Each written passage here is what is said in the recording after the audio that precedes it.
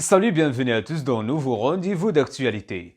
Si la compétence de professeur Raoul en matière de maladies infectieuses n'a jamais été remise en cause par ses détracteurs, sa défense acharnée de l'hydroxychloroquine et des traitements antipaludènes en général, dans le cadre de la pandémie de coronavirus, lui a valu en revanche nombre d'attaques. Didier Raoult dresse le bilan de son action contre le Covid-19, affirmant ne pas regretter ses propos sur l'évolution de l'épidémie ou sur l'efficacité de la chloroquine. Il dénonce le rôle des médias et des lobbies pharmaceutiques dans la confusion qui règne autour du virus. Interrogé par Le Figaro, Didier Raoult a réaffirmé ses positions médicales sur le Covid-19. L'infectiologue a déclaré n'avoir aucun regret concernant ses propos passés, notamment ceux tenus en mai et juin. Le spécialiste fait la distinction entre deux phases de la pandémie, précisant que le virus d'août n'est pas celui du printemps. À propos de la chloroquine, le professeur se veut également ferme, alors qu'une récente lettre publiée par son institut pouvait faire croire à un mea culpa de ses équipes sur le sujet. Il rejette en bloc les soupçons de toxicité de remèdes, fustigeant des études bidonnées et des attaques délirantes.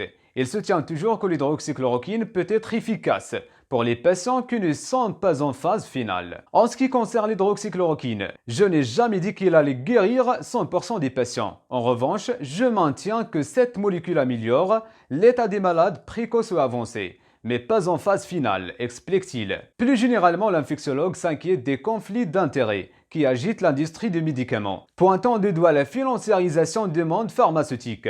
Elle décrit un secteur en manque de créativité, n'ayant plus grand-chose à offrir et obligé de survivre en vendant des produits qui ont peu d'intérêt. Elle mit en regard contre l'ampleur prise la corruption et le lobbying dans cette sphère. Ça fait 20 ans que je refuse de travailler avec l'industrie pharmaceutique.